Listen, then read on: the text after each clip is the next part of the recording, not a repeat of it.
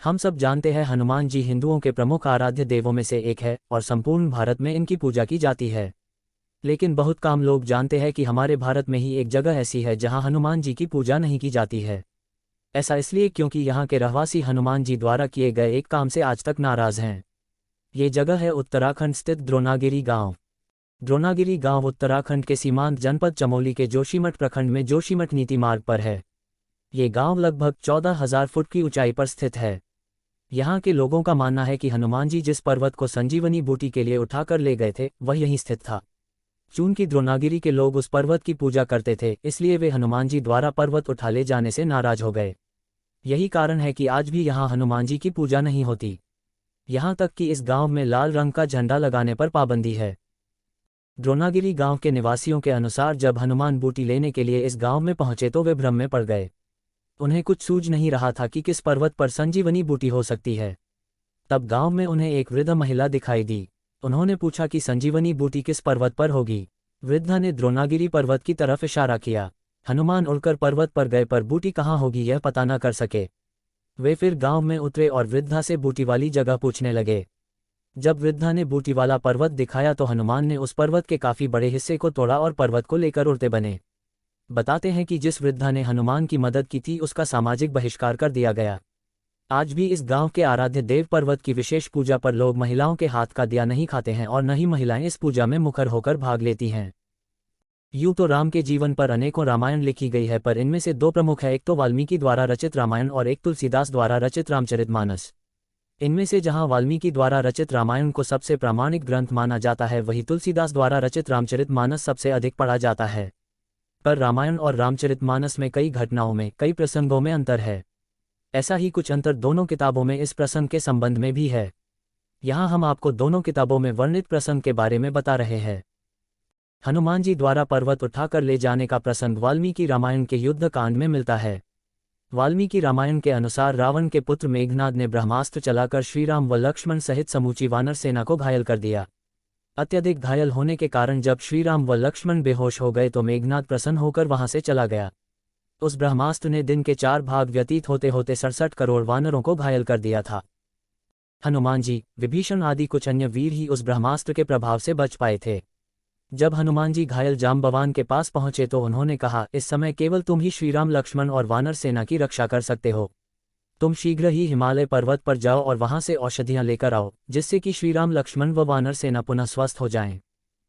जाम्बवान ने हनुमान जी से कहा कि हिमालय पहुंचकर तुम्हें ऋषभ तथा कैलाश पर्वत दिखाई देंगे। उन दोनों के बीच में औषधियों का एक पर्वत है जो बहुत चमकीला है। वहां तुम्हें 4 औषधियां दिखाई देंगी जिससे सभी दिशाएं प्रकाशित रहती हैं। उनके नाम मृतसंजीवनी, विशल्यकृणी, सुवर्णकर्णी और संधानी है। हनुमान, तुम तुरंत उन औषधियों को लेकर आओ जिससे कि श्रीराम लक्ष्मण व वानर सेना पुनः स्वस्थ हो जाएं। जाम्बवान की बात सुनकर हनुमान जी तुरंत आकाश मार्ग से औषधियां लेने उड़ चले। कुछ ही समय में हनुमान जी हिमालय पर्वत पर जा पहुंचे। वहां उन्होंने हनुमान जी ने अनेक महान ऋषियों के आश्रम देखे। हिमालय पहुंचकर हनुमान जी ने कैलाश तथा ऋषभ पर्वत के दर्शन भी किए। इसके बाद उनकी दृष्टि उस पर्वत पर पड़ी जिस पर अनेक औषधियां चमक रही थीं। हनुमान जी उस पर्वत पर चढ़ गए और औषधियों की खोज करने लगे। उस पर्वत पर निवास करने वाली संपूर्ण महाऔषधियां ये जानकर कि कोई हमें लेने आया है, तत्काल अदृश्य हो गईं। ये देखकर हनुमान जी बहुत क्रोधित हुए और उन्होंने वह पूरा पर्वत ही उखाड़ लिया जिस पर औषधियां थीं।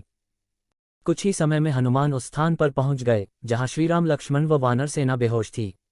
हनुमान जी को देखकर श्रीराम की सेना में पुनः उत्साह का संचार हो गया। इसके बाद उन औषधियों की सुगंध से श्रीराम लक्ष्मण व घायल वानर सेना पुनः स्वस्थ हो गई।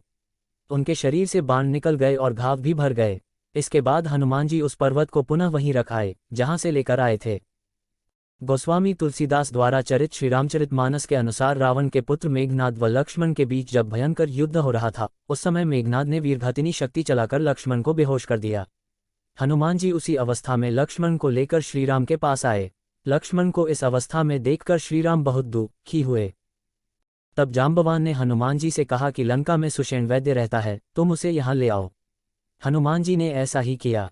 सुषेण वैद्य ने हनुमान जी को उस पर्वत और औषधि का नाम बताया और हनुमान जी से उसे लाने के लिए कहा जिससे कि लक्ष्मण पुनः स्वस्थ हो जाएं। हनुमान जी तुरंत उस औषधि को लाने चल पड़े। जब रावण को ये बात पता चली तो उसने हनुमान जी को रोकने के लिए कालनेमी दैत्य को भेजा। कालनेमी दैत्य ने रूप बदलकर हनुमान जी को रोकने का प्रयास किया, लेकिन हनुमान जी उसे पहचान गए और उसका वध कर दिया। इसके बाद हनुमान जी तुरंत औषधि वाले पर्वत पर पहुंच गए, लेकिन औषधि पहचान न पाने के कारण उन्होंने पूरा पर्वत ही उठा लिया और आकाश मार्ग से उड़ चले। अयोध्या के ऊपर से गुजरते समय भरत को लगा कि कोई राक्षस पहाड़ उठाकर ले जा रहा है। ये सोचकर उन्होंने हनुमान जी पर बाण चला दिया। हनुमान जी श्रीराम का नाम लेते हुए नीचे आ गिरे। हनुमान जी के मुख से पूरी बात जानकर भरत को बहुत दुख हुआ। इसके बाद हनुमान जी पुनः श्रीराम के पास आने के लिए उड़ चले। कुछ ही देर में हनुमान श्रीराम के पास आ गए। उन्हें देखते ही वानरों में हर्ष छा गया। सुषेण वैद्य ने औषधि पहचान कर तुरंत लक्ष्मण का उपचार किया, जिससे वे पुनः स्वस्थ हो गए। जहां वाल्मीकि रचित रामायण के अनुसार हनुमान जी पर्वत को पुनः यथास्थान रख आए थे, वहीं तुलसीदास रचित रामचरितमानस के अनुसार हनुमान जी पर्वत को वापस नहीं रखकर आए थे, उन्होंने उस पर्वत को वही लंका में ही छोड़ दिया था। श्रीलंका के सुदूर इलाके में श्रीपद नाम का एक पहाड़ है। मान्यता है कि यह वही पर्वत है जिसे हनुमान जी संजीवनी बूटी के लिए उठाकर लंका ले गए थे। इस पर्वत को एडम्स पीक भी कहते हैं। ये पर्वत लगभग 2200 मीटर की ऊंचाई पर स्थित है। श्रीलंकाई लोग इसे रहुमाशाला कांडा कहते हैं। इस पहाड़ पर एक मंदिर भी बना है।